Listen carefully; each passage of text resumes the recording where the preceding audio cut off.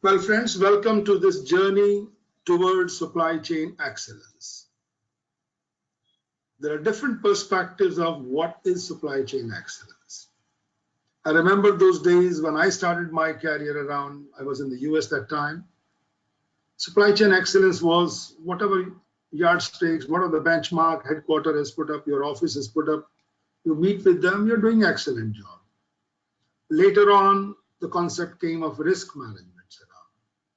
So like this concept of excellence has been evolving over the time. It could be meeting with the benchmark, meeting with the aligning yourself with the corporate objectives, improving the performance, cutting down the cost. So different concepts have been exceeding around. But when I look at the last 2 decades, supply chain has really evolved. It is not the old linear path. People expectations are changing. Customer doesn't want only the price and service. They also want to look around how is it environment affected with this, ethical issues around. So you can imagine from the customer side, the demands are exceeding. From your company side also, if you look around, more companies are coming to compete with you, more competitors. When I look back in India's in 70s and 80s, choices were not there. Few companies, if you look at automobile, you have only one choice. Now choices are many. Mobile phones, look at the old days, no competitions. So you can imagine the whole supply chain concept has evolved enormously, more in the last 2 decades. Before that was very straight, linear, not much turbulence around. So new competitors, product cycle, life cycle is becoming short. Today, if you look around any product, particularly if you look at the electronic side, the mobile phones, every 6 months, the new model comes in. So the product life cycle is becoming shorter, new competitors are coming around. And like this, I would say your challenges are becoming more difficult. So in the process, it needs a different approach around to manage the excellence. So the fundas which I had learned in 70s and 80s, how to manage a supply chain, today it needs a different approach around. So with this background, with this context, we start with our presentations. Now the agenda, what we have kept for today is understanding, first thing is, what is next? I won't have been talking this 2 decades back, because things were not changing that far. But today, what is next is very, very important around. I've got some questions from many of you. Some of them say, guys, what skills are needed around? What are the future skills to remain relevant around? So you cannot stay with existing knowledge level. The knowledge level also has to change. What changes are coming around? How the supply chain is being affected? I think the what's next is very, very important around. Certainly, we'll talk about supply chain 4.0. I'm sure most of you have heard about Industry 4.0. When industry is becoming 4.0, I'm talking of Industrial Revolution 1, 2, 3, and 4. And if you want to be Industrial Revolution 4, supply chain has to become 4. Understanding the concept of excellence. So again, I'm starting the way I said in the very beginning. The concept of excellence has to be understood clearly. What exactly is excellence? Is it just in cutting down the cost? Is it just improving the performance? Is it in matching with the benchmark of the internationals? We'll walk through all those issues now. So we'll walk through the supply chain journey, and we also have to see what trends are coming up. Because the trends are the one which tells you how the market is evolving. Market could be different areas, different sectors. If you're dealing with a retail business, how that trend is going around. If you're doing in a pharma company, how the trends are coming around. If you're in a manufacturing company, how the trends are coming around. So those trend survey, which we do every year, I think helps us to convey to the participants, guys, this is what is happening, whether in India or in the Western world. And if you're not ready, then someday your cheese, I'm sure you must have read Who Moved My Cheese? Story could happen the same way. Change is a sign of prosperity. And that could be taken out if you're not meeting with the requirement of today's. Digital is very, very important. Because when we talk of transparency, digitalization is becoming very important. Although I won't be going much in depth because we are having another session next week on digital supply chain. And then obviously when you are talking of all these changes around, do I need a disruptive diplomas around? Do I need some new certification? Some people have asked similar question in advance to us. The roadmap for change. And lastly, it comes up around is, are you ready for change? If you go back supply chain, it's combination of 4 or 5 major components like sourcing, procurements, logistics, planning, distribution, and then reverse logistics around. Now these 5 or 6 components have been existing in the past, but now when you put them together, it becomes a supply chain. So this is where I think we'll try to talk around it. An objective of this program of today is transform your supply chain to become a powerful source of competitive advantage. So in short, you want to achieve your competitive advantage.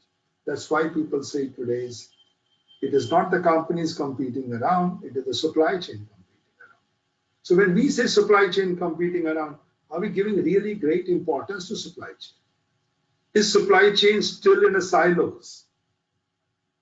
Or it is one collaborated approach around? So this is what the focus will be.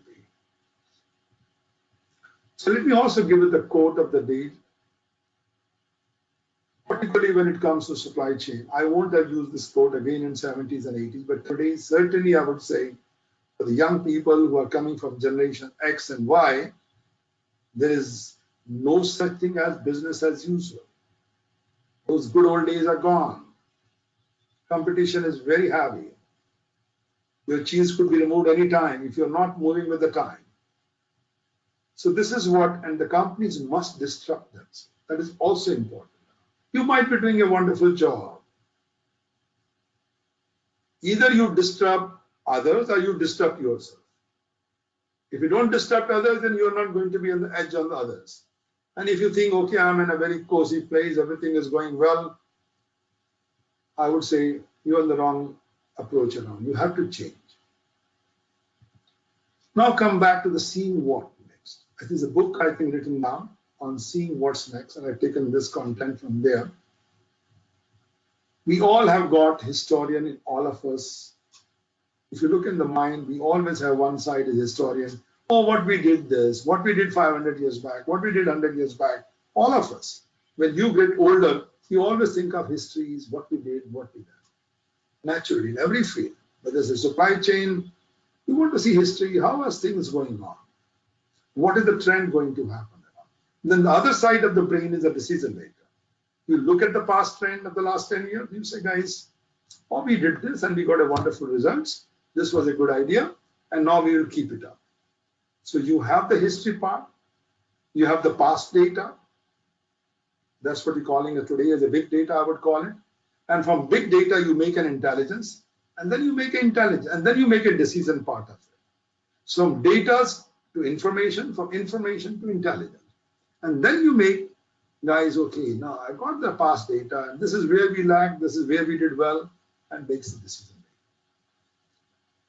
So I would say again, to summarize this, change is disruptive. I can understand it all. Obviously, if I'm working in a company, I'm used to one system. I come in the morning, I use the same system, same legacy. I'm very happy. But if I'm asked every 2 months to change, learn new things around, I feel, guys, what is this guys talking around? Today they talk of artificial intelligence, then they talk of big data. I'm a simple procurement guy. What does this have to do with this? But change is disruptive. Change is not easy to implement. I have learned myself because when I implemented ERP in 2006 worldwide in the UN, it was not an easy game. People, if the system is not there, they grumble. But when you implement, they still grumble. So change is again a different approach. I think it needs a different strategy how to implement it. So this is where, now let's look at what is next. Who is the voice of the supply chain? Voice means who's the lead trend setter? Obviously, we talk about today, we talk about the top supply chain. Dell was there in the past. Now look at iPhones, Apple, they are the one. Apple is the first company to cross $1 trillion valuation. You can imagine a company, one company, which started just 2 decades back, today, which was supposed to be closed in those 2 decades back, today it is a $1 trillion company. And our own economy, if I look around, is $2.6 trillion, India. France is 2.5 trillion.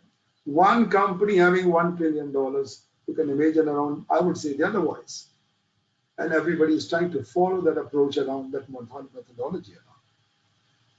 What defines supply chain excellence? I think this is where I will touch again. And then the tipping points of the supply chain. Where do we have the tipping points? Industry 4.4 spectrum. Next is the maturity level. This term was never heard about it. As human beings get matured, we always talk of process also to be matured.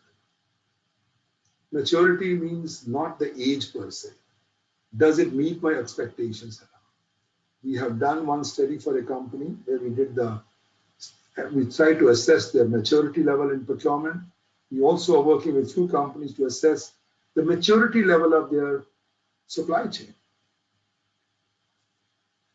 Does your organization have visibility towards cost of fulfillment? If today I'm in a retail business or in the health sector, or in the pharma sector, and in the auto sector, whichever sector, everywhere there's a supply chain. If you want to see around, is it optimized? What is the cost of fulfillment? A request comes to you, and to do that request, whether in 3 hours, whether in 2 days, how much is the cost of that? And then how do I optimize the cost of my supply chain?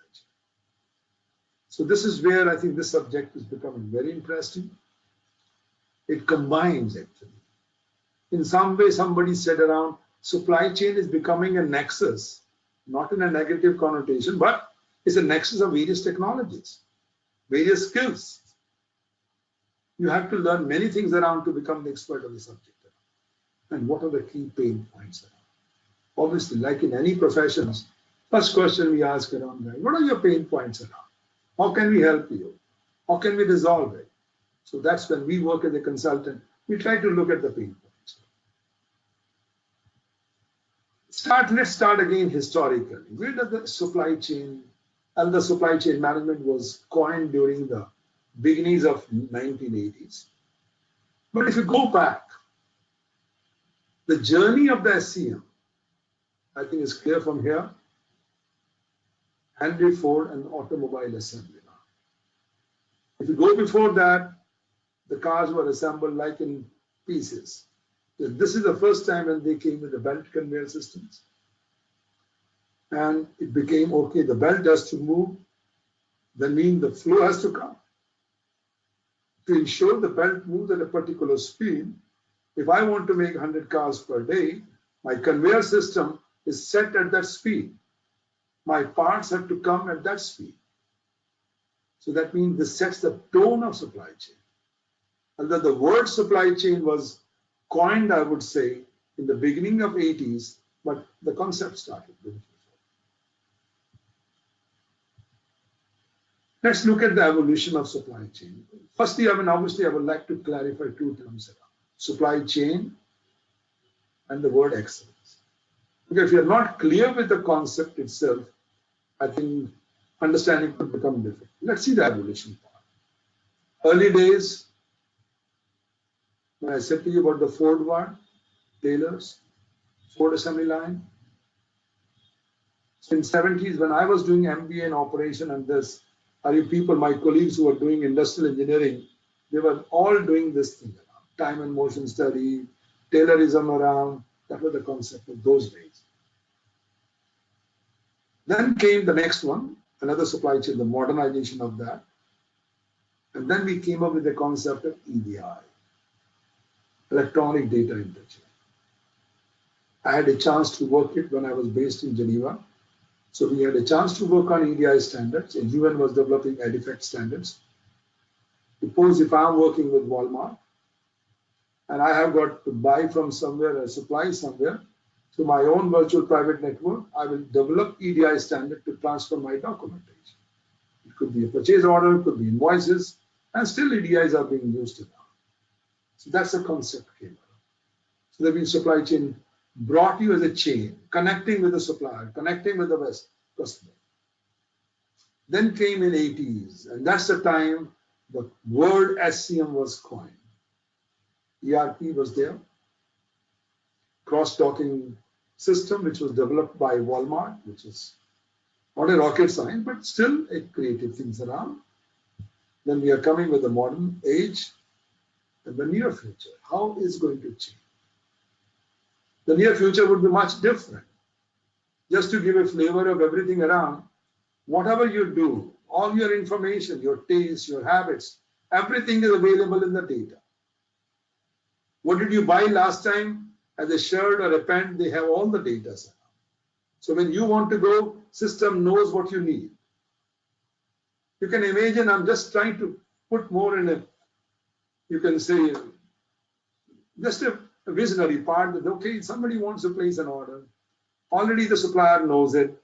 They make a 3D printing, send the shirts to you, send something to you, and you have everything around. So that supply chain could become much more smarter and intelligent. That's what I'm trying to convey. Let's look at the basic concept of supply chain. When you look at all the textbooks, I had a chance to look at many of them on supply chain excellence.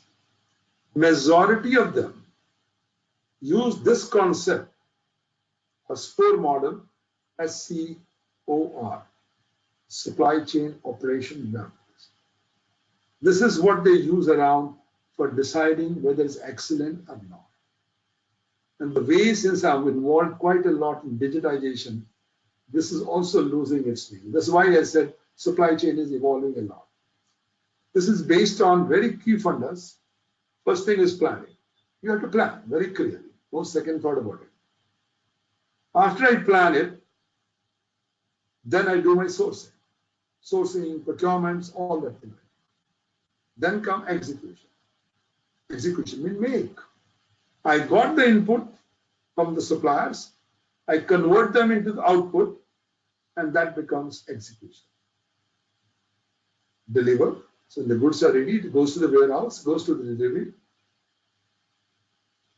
goes to my retailers, goes to my wholesalers, then goes to the customers. And then if goods are not meeting the expectation of the customer, they come back. So the SCOR model is very clear, the basic concepts are very clear. But again, evolution which is happening around, if you look at the company like Apple, execution part has been totally outsourced. So the biggest company of the world today, $1 billion company, execution is nothing but outsource. Outsource means, if I had to put in a simple word, it has become procurement and contracting. So the sourcing part has become expanded. So it become plan, source, deliver, and apply. So this is where the definition of terminologies are also changing around. I know some people say, oh, no, supply chain is our areas around. Supply chain is different than procurement. I would put it this way around. If I look at the Apple examples, procurement was, in the good old days, in 70s, what's called purchasing, became procurement. Procurement became supply management, became strategy. And supply management is nothing but managing the supply. Because all of us, we know very well, if you look at the big company, auto company in the US, everything is coming from outside. It's only the conveyor belt, nothing more than that, putting the parts together. So execution part is shrinking. And when I look at the business school, which I went through, I was in Syracuse, when we went through the MBAs, the focus was operation. Operation means within the four wall, how do we make effective conversion? But that part also has gone outsourced. So if I look at the company which are making the fans in India, and if I look at those days when they were making 30 years back, today in-house execution is very less. It's only the assembly line. So you can imagine the sourcing component is becoming very, very critical in terms of money they control around. Delivery becomes very important because the logistic is equally important, which makes you different than others. Above all, I would say the planning is also important, and particularly I had a chance to work with a few companies in the last few years in India as a consultant part. So when I look at their supply chain, there's a separate team which gets a forecast. They have an SNOP, so sales and operation planning. But every time any change happens, nobody else knows. Only one team knows about it. The implication of that, which goes to the production people, is very important. If the customer changes the moment, last minute changes, it's going to affect the production also. It's going to affect your inventory also. So keep in mind, the planning is also another area around where the transparency is required. Today, if I look, the example which I was telling you around, planning was a separate activity. Sourcing was a different activity. Obviously, execution, I can understand, is a different plan. Delivery was different. So you couldn't, I have still to see a company which connects all of them together. And you have transfer end-to-end visibility. That part I still feel is missing in terms of maturity part. Let's look at the journey. Now, if you look at the bottom, we have starting from a supplier. From supplier, the goods are coming, whether parts or refinished things around, comes to the producer. Some producer may be just doing packing and delivering, nothing more than that. Some producer may be doing the last paint and touch up and sending it. And some might be doing more work, I can understand. But still, if I look around most of the companies, even in India, even the big auto companies around, the value addition, what they do in the factories, could be 25 to 30%.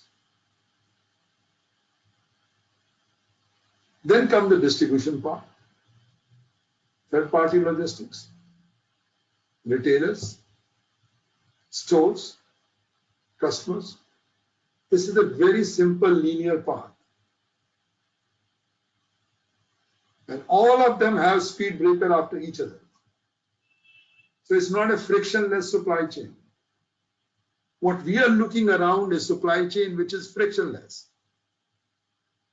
In terms of documentation, in terms of informations, I feel the GSTS plays a wonderful role. E-way bill plays a wonderful role to make, to some extent, remove the speed breakers. I remember in good old days, I mean, if you're 2 years back or 3 years back, so many warehouses in each state they were trying to put up, now they're trying to consolidate. So naturally, when they start consolidating, the cost goes down. You can use modern technology. The size justifies you to have a better technology. Now here I've tried to connect with the cloud on the top. In this figure, what you see, I've shown the cloud. But each one, if knows the cloud connections, then each one gets, it's like a circle line. Then it's not a linear path. But if each one is having his own server, supplier has got his own server, supplier has got his own system, producer has got his own server and system. I don't know what is happening with the supplier. What are his costs around? What is he charging me for? So that means it becomes very opaque when it comes to the old divided silo system. But if all are connected through a cloud, they share the information, this straight line becomes a circular line. Let's understand again SCM part. So SCM part, the way we have shown earlier, there's a material flow on one side. So the material is flowing from the starting from supplier, which is upstream, and going to the downstream. Downstream is customer. So from upstream to downstream, the material is flowing. The funds are flowing from customer to supplier, but information is flowing both sides. Keep that factor in mind. So the information is very, very important. Your customer wants to give you the product which you've given me is not meeting my expectation. Supplier is asking customer what change you want around. So again, information is moving both ways. Now reuse, the maintenance after sales flow, so that is also there. But broadly, I will take around the material flow, the cash flow, the funds flow, and information. So information is the only one which flows both sides. This I'm taking intentionally to show you, because I had a chance to attend one workshop organized by PhD Chambers of Commerce. It was on supply chain. I asked everybody around, and I could find supply chain people still understand is nothing but logistics. It's transportation, warehousing, nothing more than that. So that funda has to change. That concept of supply chain is only about movements. No, supply chain covers, again, if I look around, it covers planning, it covers procurement, it covers your making, and it covers your distribution, it covers reverse all that thing in the chain comes up around. So you can see in this picture around, it covers supply planning, covers demand planning, covers inventory management, covers continuous improvements, covers manufacturing, logistics, and procurement. So they are all connected together. They are not in silos. They are all in the same boat, not in different boats.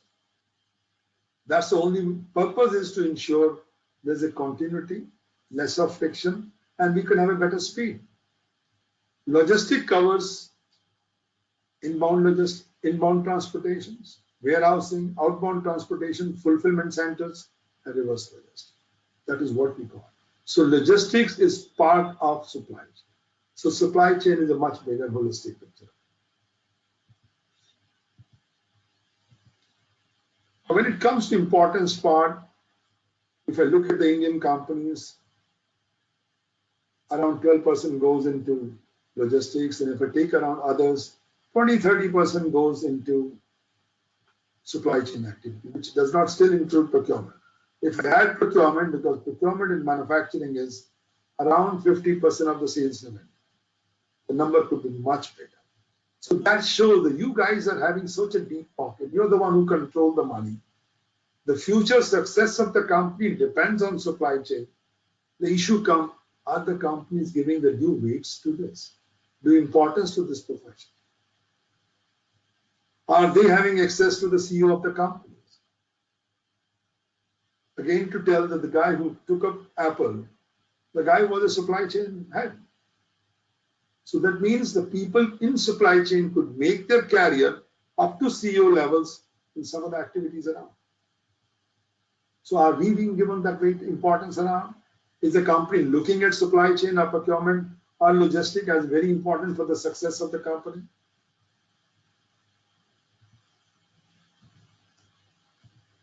So broadly, what we are looking as objectives in the good supply chain, even in the excellence side, matching supply chain and a demand.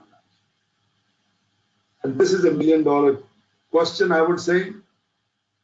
It needs a lot of work around. It needs redesigning the supply chain all the time.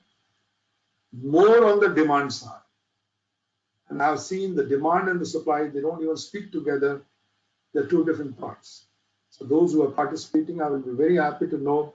You might be meeting once a month just to finalize the deal. But your demands are fluctuating. The market is changing. Today, customer says, I'm thinking of buying your product. But after a week, the guy becomes more intelligent. Sorry, guys, I have another choice. So demand is changing in this dynamic world, and supply side, are they being informed on a regular basis? So the mechanism, the tools, the technology, the legacy system which we have still creates obstacles for this. Now, this is how I wanted to show around the way we do it now, because we have every year's award system on the best supply chain. Presently, we look at these plate ideas around how is the growth of the company.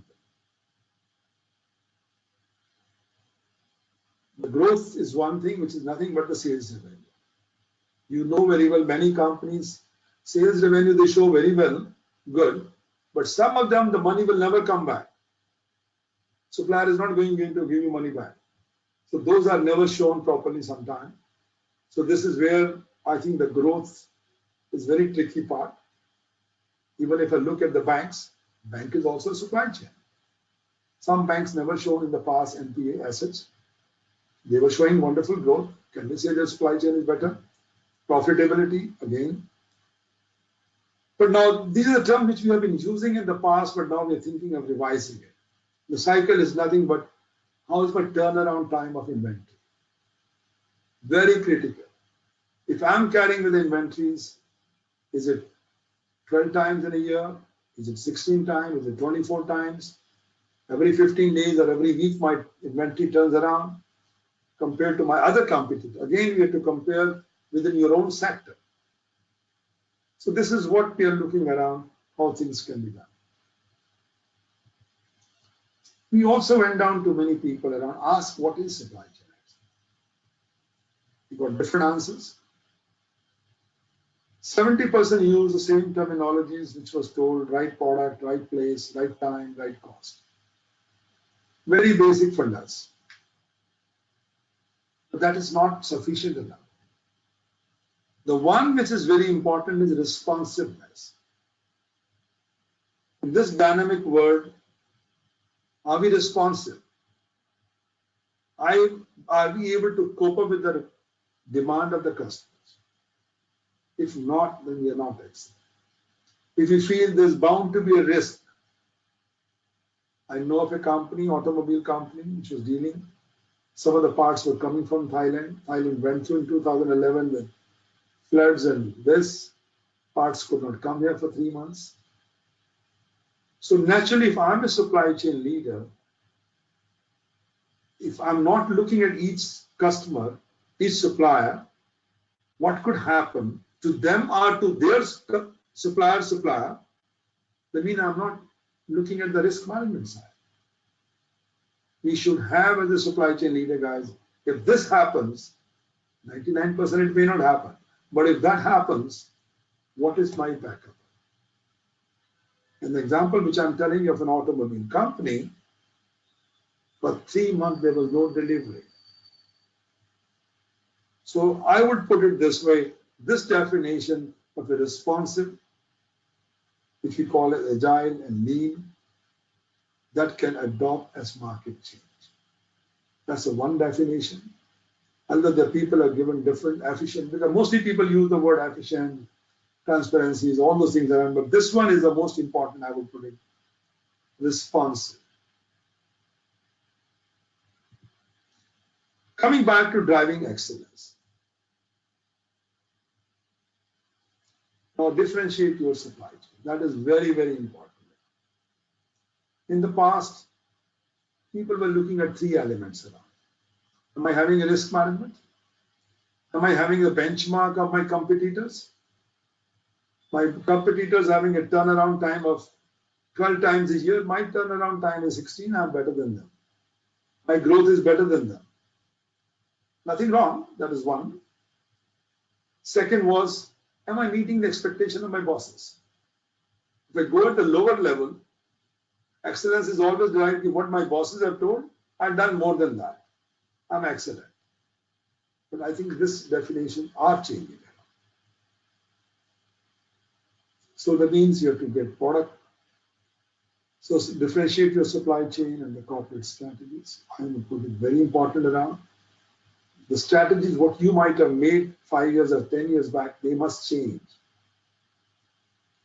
When we go as a consultant to any organization, we always look around, what are your strategies? Has it been changed in the last 5 years? If your strategies have not changed, what do you expect down the line then? From top to bottom, it has to change. Either you tell me that you are the only monopoly, then it's a different ballgame. But if you are not a monopoly, the competition is on, and competition is like a war, then you have to understand your strategies have to change. If somebody tells me for 5 years my strategy has worked, I think you are the words, you must change it. And your supply chain, how good it is, how agile it is, and how do you take care of the last mile connector now? So that part I think one has to provide. End-to-end supply chain. The way I said to you, in a supply chain, you may have hundreds of players. The one I showed you, the figure was maybe 10 players, like we teach the students around, starting from a supplier, going up to customer. But actual life, it may be hundreds of them. Are we having end-to-end visibility part? So that's what we are looking around, whether we have that. And then set the performance standards, the benchmarks, the KPIs. So this is what drives it. But now these concepts are also reviving. I'll just walk through them further. Now let's look at the challenges, what we have. So when we look at this procurement and supply chain people around, first thing is the cost. Procurement people are only talking about cost, but supply chain are looking at a cost as one parameter. The visibility is more important in supply chain. If you look at all the points around, the visibility part becomes the most critical. 70% said, guys, I'm sitting as a boss of supply chain. I don't know what is happening to the goods. I don't know what is supplier, when is going to deliver, at what price they are buying around. So the visibility is very important. If you have a visibility, your customer has a visibility, it improves the experience of the customer as well. The next is risk management. The example I gave you for the auto industry is around increasing customers' demand. Customers are changing, demanding. We also deal with many customers. They'll say something, but then expectations are much more. So increasing customer, in the good old days, when I look at the older generations, they were only looking at the price and delivery. But now if you look at the millennials, they also want to see into different factors. They want to see the ethical factors. They want to see the environmental factor. So that means customers' expectations are changing. Just to add on this, I don't know, many of you might have heard around, one of the coffee well-knowns, they have come up with a blockchain where the customers can get experience from where the beans are coming, where they were grown. Walmart has come up with a blockchain where you can know easily if you're taking a juice, the mango juice, orange juice, which month, which time it crossed the border from, let's say it's coming from Mexico, when it was processed, which plant it was grown around, you can see the whole visibility part. There was some time back, long back, I was in the US, I think 2008 or 9. We had a problem with spinach, and that created some problem around, some disease was there. Then across the board, they said, guys, take away the whole product. It might be a problem at one place, but we could not differentiate because to us all look like spinach. So took the whole product out. So for visibility part, you wanted to find it out where the problem is. So that means the challenges are much different. Now let's walk down to this. I'm again going back to the pain points, and although the objective of this today's session is not the blockchain, but still I thought I'll touch it. The pain points in SCM.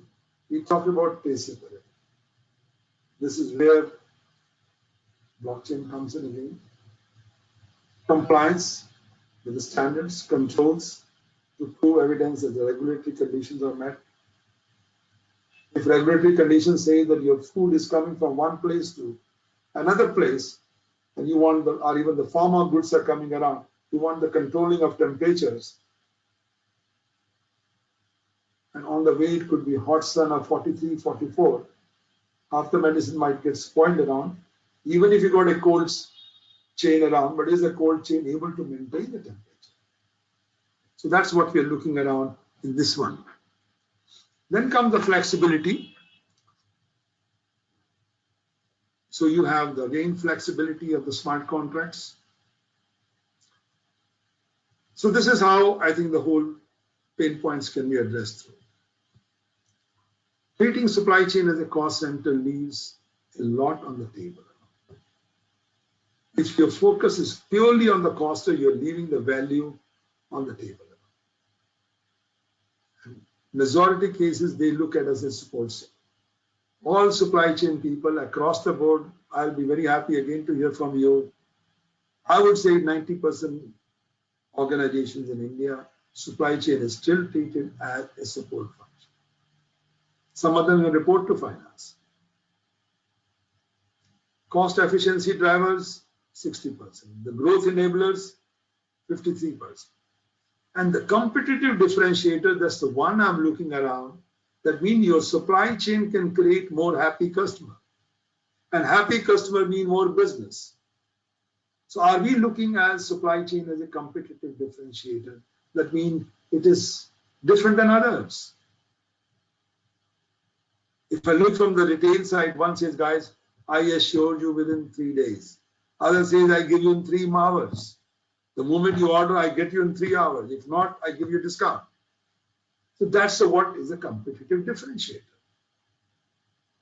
So the model is changing from that angle around.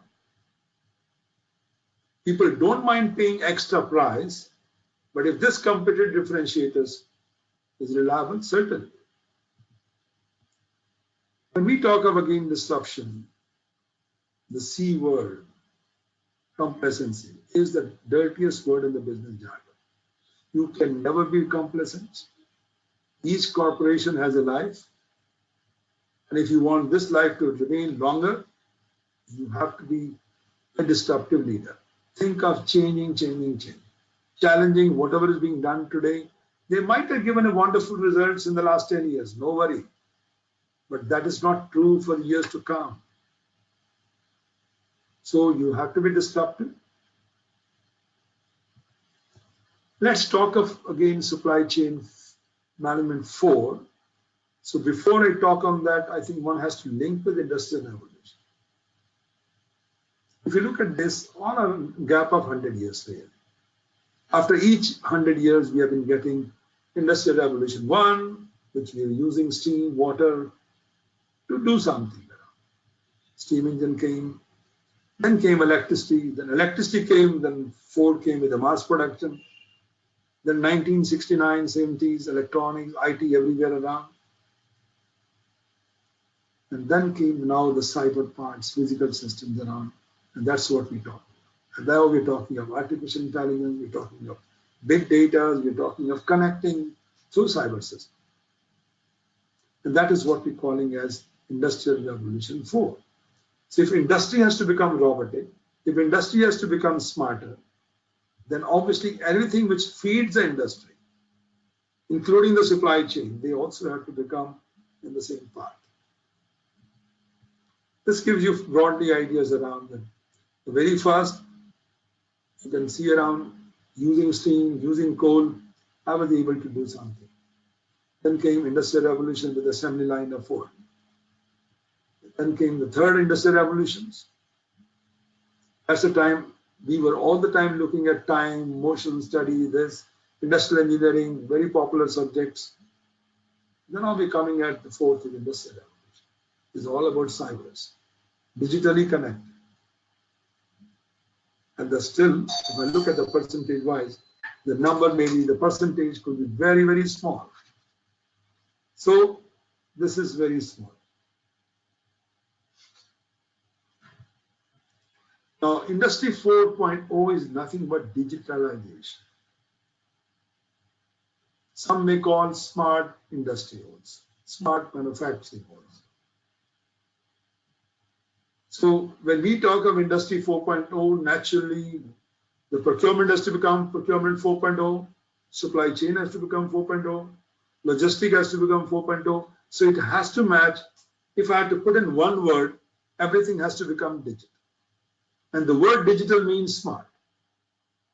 I'm not saying intelligent still. The next level would be intelligent. So if we could become digital, so we become smarter, we are digitally connected, but then the next level would be intelligent, where information of the past can come back to you in advance, guys, whom to place order, whom not to place order, all that information. This is where I thought when I talk of digital, and I will be going more in depth on this next week when we talk about it. Digital, if I look around digitalization, is conversion. If you talk of digitalization, nothing but conversion. You have a PDF file, you scan it, you become PDF file around. You've got a hard copy, and then you make a PDF file as digitalization. But digitalization is purely on a soft copy. It's a totally soft copy. And transformation is not only your function, all connected functions. Let's say you do the supply chain, but the finance guy is still going with the old fashion. Like, give me this invoice, give me this, then I'll compare, I'll check it up, show me the sign. So the transformation enterprise level, that's what we look at. I'll just skip this one. So end-to-end supply chain. So when we look at end-to-end, certainly we're planning the materials planning, production planning, sales and operation planning, demand planning. Question comes, all these are connected together. Maybe the demand planning is going separately. Production planning is going totally separate. Materials planning is going in a different track. They all need to be hooked up. They need to speak the same language. They need to be connected digitally. Connected does not mean that you meet once a month and you say, guys, we are connected, or we talk on phone. You want information should go spontaneously. If any change happen in the demand from the customer, I'm in the production, I must know what changes are happening now. So mentally, my radar goes up and I say, guys, I have to do something on it. Not that it goes to demand, then S&OP meeting happens, then they make a production planning, and then I do the material planning. The process might have wasted 2 months. I might be in the midst of placing an order, but if I know the demand is changing, I may change the order immediately. So in the process, I can cut down my inventories. So this is where we look at it, end-to-end supply chain. One is that you're looking within your own domain as a supply chain, your company. So your company has got procurement, your company has got explorations, your company has got engineering, you've got a regulation, all the things around. But your supplier also has got a supply chain. Supplier has also got a supply chain. Customer has also got a supply chain. Because the customer, I mean, it could be wholesaler, could be retailer, everybody is a customer. So are we connected with these suppliers? This is the concept which ERP2 was supposed to address. That means ERP is within your own enterprise. Can I extend my ERP to my supplier, to my customer? It becomes ERP2. So connecting everybody around. If anything customer wants changes here and there, information goes to everybody. Now what will happen? Customer information comes to my company. Then I review it. Then I tell my supplier, please change it. Supplier also gets fed up sometime. But if you all work as a team, maybe we can do better.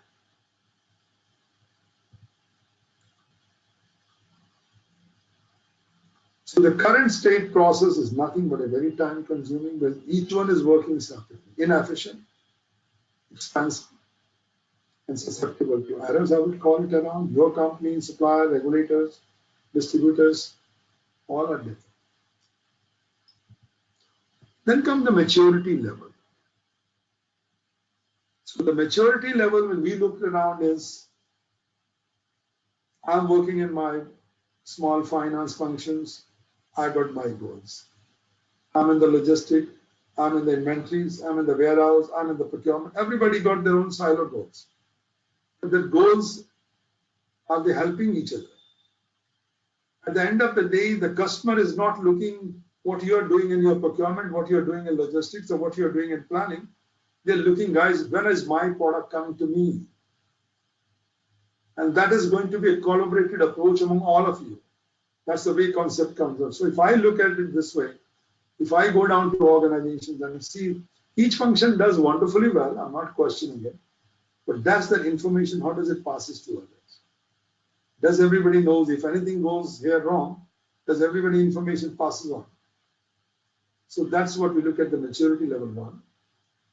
Then the next maturity level 2 comes up when you've got a functional excellence. It is not the silo part function. Function I will look at broad, logistic is one function, and then that's the way we look at it.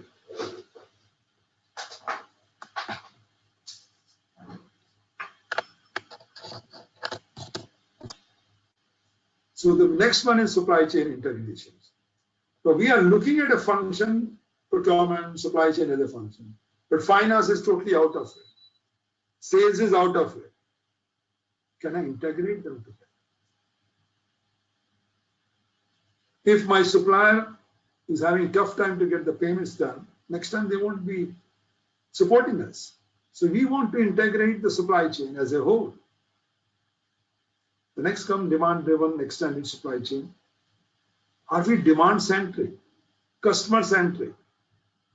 I have made my supply chain wonderfully well.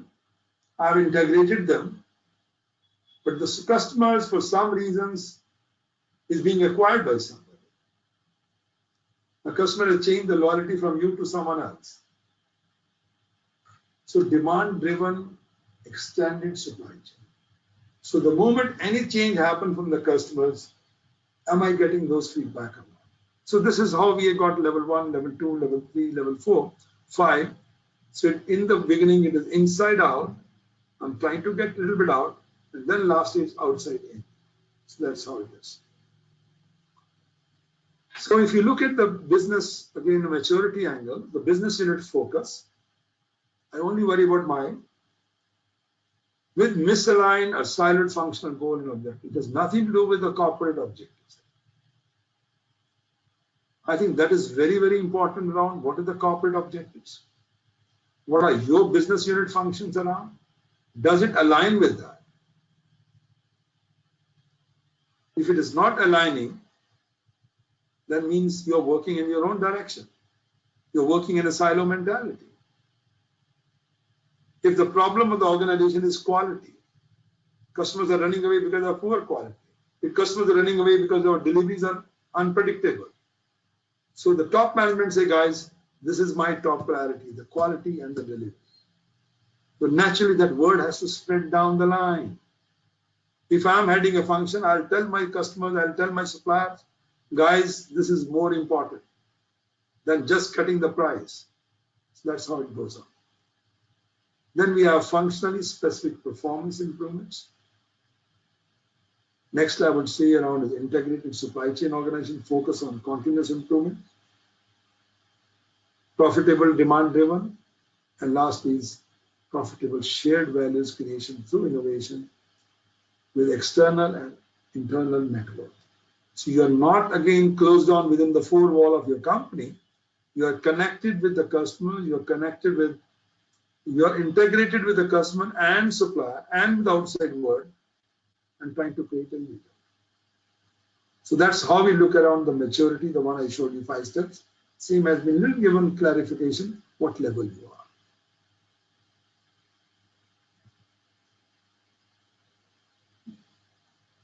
The term supply chain was basically coined, the central theme was integration. If you are not integrating everybody into end, that means something is wrong with that. Okay guys, looking at the time, I'm skipping few things. So here it comes, developing, planning, sourcing, make, deliver. Center of excellence. This is very, very important. Those companies which are big companies. I would say normally people link excellence being change of best practices, implementing best practices, fine. But those should be tried out somewhere before putting everybody on trial. You should have center of excellence. You should implement it. Then try to bring in a bigger picture. So try on a smaller lot. And if you feel it makes sense, then throughout. The trends which are happening around, obviously when you want to achieve excellence, you have to understand what changes are happening.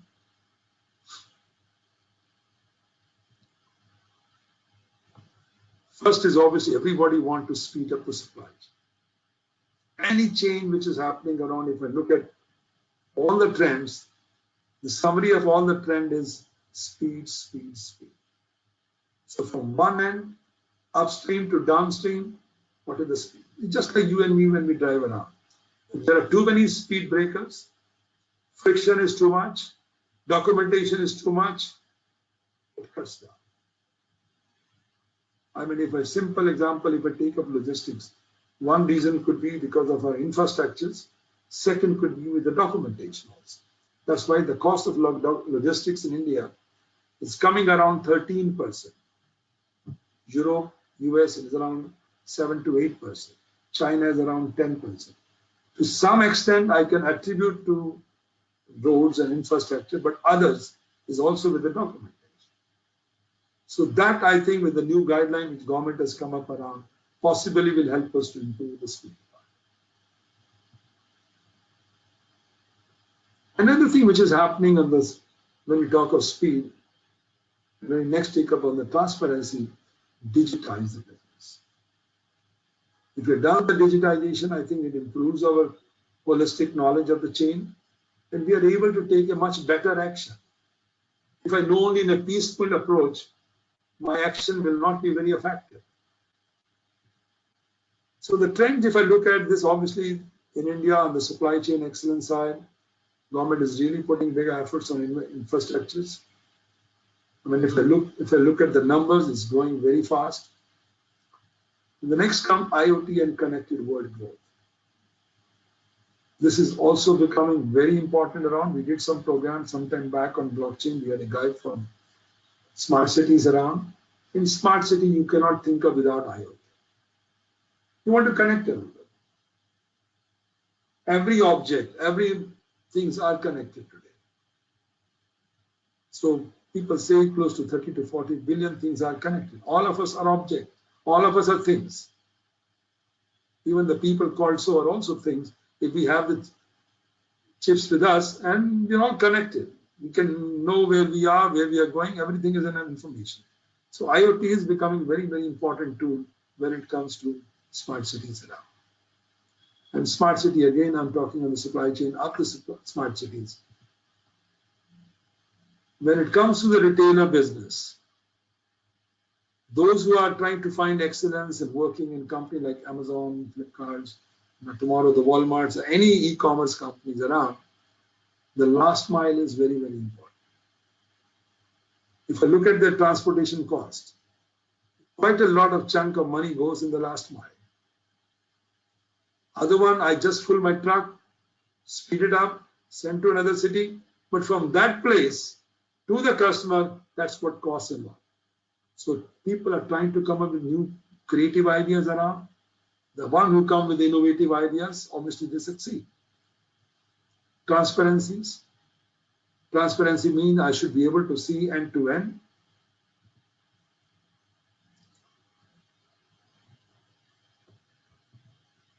Warehouses. I think this also is becoming better now. In the past, I know many big companies had the issues around every state. They had to have the warehouses. Sizes were smaller. They were not able to come with the better technologies. But now, with GST and all these things around, people are trying to consolidate, and they're coming with much more automations. I think that is bound to change. So digitalization is on the pivot of many companies I've seen. Cloud-based technology, the example I showed you, where all players are connected through the cloud, not each one having his own servers. I know the banks still are working with the old-fashioned, but many manufacturing, many others are moving into the cloud-based technologies and becomes more cost-effective, I would say. Tracking and tracing, very important. I'm sure you all are used to when we talk about courier services, tracking, tracing is very important, but same thing you want to know for everything. Transparencies, visibility part, evolution of technologies. The technologies are changing enormously fast. When I look at 2006, we came with ERPs, when I was involved in implementing. But today, when I look around, to me, many of those look dinosaur. The new concepts have come up around. Even I remember the day when we were looking at 2006, we said, guy, we want only that system which gives me the real-time informations. We were looking at PeopleSoft, we were looking at JD Edwards, we were looking at SAP. Our only first point was not the price, real-time information. We had 200 country offices around. We wanted a real-time information, not the calling everybody. I should be able to know what is going on. But now we're talking on blockchain. Digitization, although it is still in the beginning stage, but potential is big, so don't underestimate. When I talk of blockchain again for the supply chain, is obviously the concept is of the shared ledgers. cryptography, shared contract, consensus. We have done one webinar already on this. Those who want to look at it, they can go online on our website or YouTube. You'll get a fairly good idea of what it means. So this is what shows you the block. The traditional supply chain was a linear path. But now it is connected because all of them are connected through one system. Well, let's say through clouds, and then I've got a tower in the center. Every information is available. So that's what we're calling around moving from straight line to circular.